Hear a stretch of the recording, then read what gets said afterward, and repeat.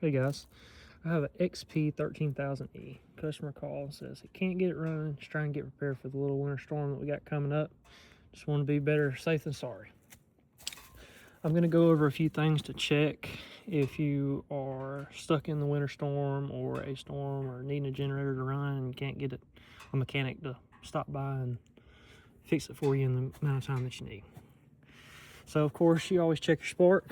It's the easiest thing to do. Make sure all your switches are on. Any on off switches on generators, because it can be confusing. Some of them have master switches or fuel switches as well built in with the start stop switch. They can be confusing, so make sure you have it on gas if you're using gas, propane if you're using propane. Just make sure it's on at the very minimum to check your spark. So this one is equipped with electric start. None of this has to be on for it to run. I always like to leave my circuit breaker off because there's no point in having the generator try to start up and power whatever you're trying to power or whatever the case may be. So, of course, I said check your spark. To do that, you remove your spark plug, leave it in, stick it back into the spark plug boot, let it hang down here to your head, give it a couple tugs. If you see blue spark, you got spark. Put your spark plug back in, put your boot back on, move on to the next. Next thing would be gas. Gas is going to be all to do with your fuel valve, your carburetor, and the drain, of course. So, of course, make sure that your gas is in the on position.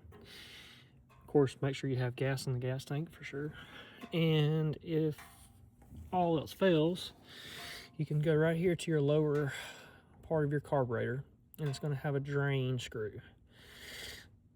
Not always going to be this size or look just like this, but it'll be somewhere in the lower part of your carburetor on the side, and it'll be just a Phillips head or flat head, whatever the case may be, but it should be pretty obvious. Nevertheless, you crack this loose. You may have to crack it loose with a little bit of extra force or whatever the case is, but you don't even have to back it all the way out unless you're going to drain it. I've already drained this one, but just for instructional purposes, I'll pull it out. All right, so it's draining, good clean gas. Got the O-ring still. I'm going to install it back. And you want to tighten this by hand. You don't want to crank down on it because of that little O-ring, or strip it out. So try to refrain from using a socket or a ratchet as well. It's not really going to help you. It's just going to cause more issues.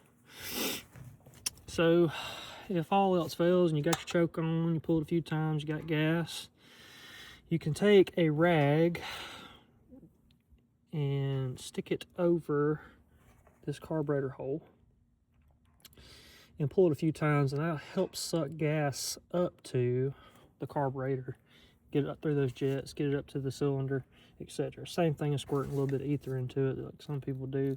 Don't recommend that unless you just absolutely have to.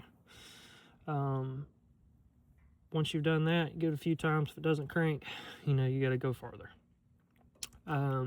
Spark plug would be very significant if you got fire gas compression, of course. That would be my next thing, is to say, hey, take the spark plug back out, clean it off, or you could do it while you're checking spark. Just give it a good clean up with a brush or whatever the case may be, spray it off, stick it back in there. That's about a good walk around of how to diagnose and test out your generator that's not running. Thank you.